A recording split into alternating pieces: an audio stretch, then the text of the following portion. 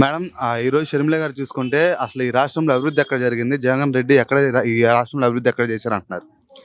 షర్మిల గారికి కళ్ళకి గంతలు కట్టుకున్నట్టున్నారండి.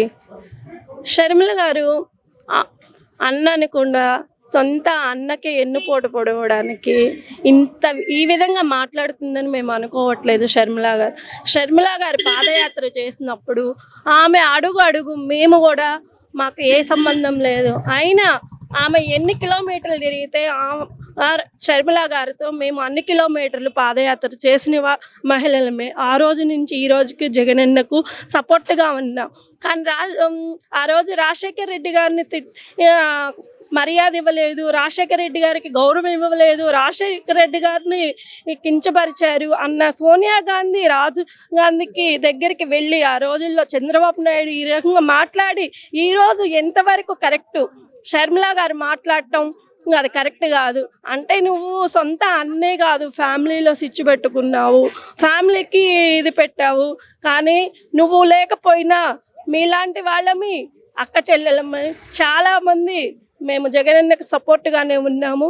షర్మిల గారు ఒకటి గుర్తుపెట్టుకోండి, తెలంగాణలో పార్టీ పెట్టావు, ఇన్యూన్ చేసావు, కానీ జగన్మోహన్ రెడ్డి గారు ఒక్కడే వస్తాడు, సింగిల్గా వస్తాడు, సింగిల్గానే గెలుస్తాడు.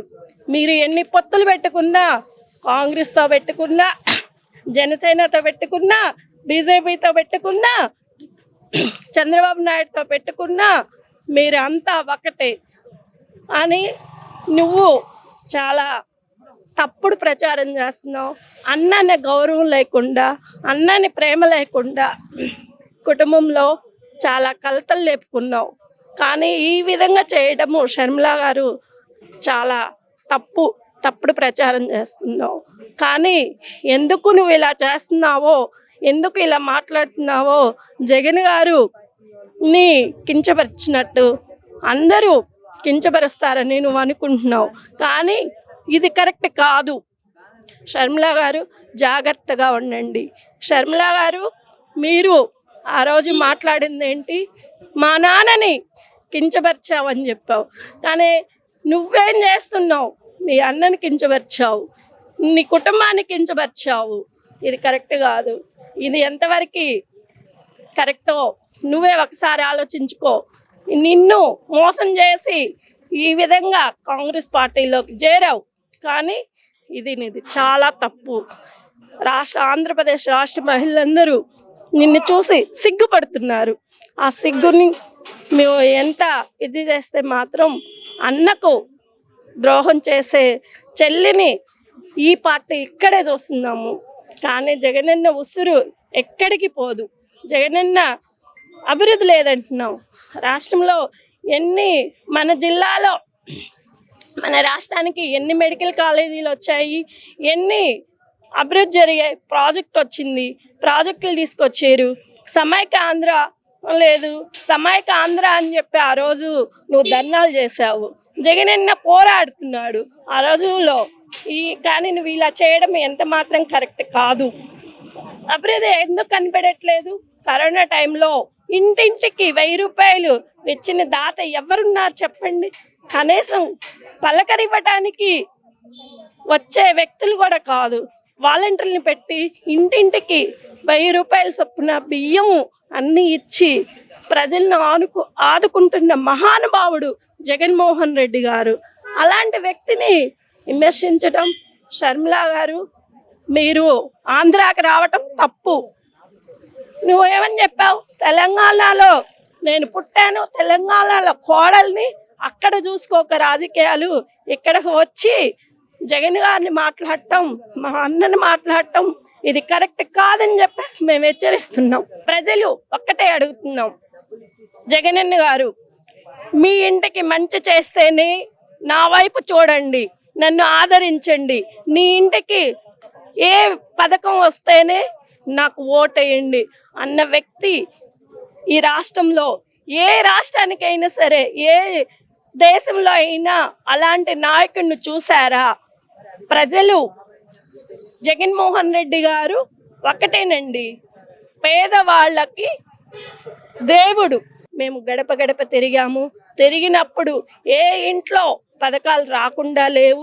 ఏదో ఒకటి రైతు భరోసా అని, అమ్మఒడి అని, విద్యా దీవెన, ప్రతిదీ. ఈరోజు నిన్ను చూస్తే ఆసరా, ఒక్కొక్క కుటుంబానికి ఆసరా తరపున 1,00,000, 2,00,000, 3,00,000 పోయిన పథకాలు కూడా ఉన్నాయి.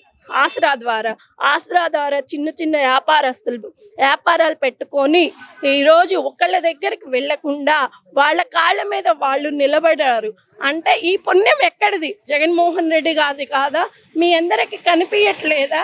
ఈ అభివృద్ధి చాలా ప్రజలు ఎప్పుడు ఎక్కడో పెద్ద పెద్ద జన్మభూమి కమిటీలు వేసుకొని చంద్రబాబు టైంలో ఏ వ్యక్తి అయినా సరే ఒక పథకం రావాలి అంటే రాదు. ఆ జన్మభూమి కమిటీ వాళ్ళు చెప్తేనే వస్తాయి. ఈరోజు జగన్మోహన్ రెడ్డి గారు పేద ప్రజలు ఆదరించే దేవుడు. ఆ దేవుడిని మర్చిపోతే మనం తిన్నది మర్చిపోయినట్టే. కానీ ఒకటి గుర్తుపెట్టుకోండి, జగనన్న మీకు ఇంటికి మంచి చేస్తేనే నాకు ఓటెయ్యండి. 175కి 175 వచ్చేదాకా మేము ప్రయత్నిస్తాము. దేవుడు ఉన్నాడు పైన. ఎంతమంది ఒకటైనా సరే జగన్మోహన్ రెడ్డి గారిని ఏమి చేయలేరు. ప్రజలు ఉన్నారు, ప్రజలే బుద్ధి చెప్తారు.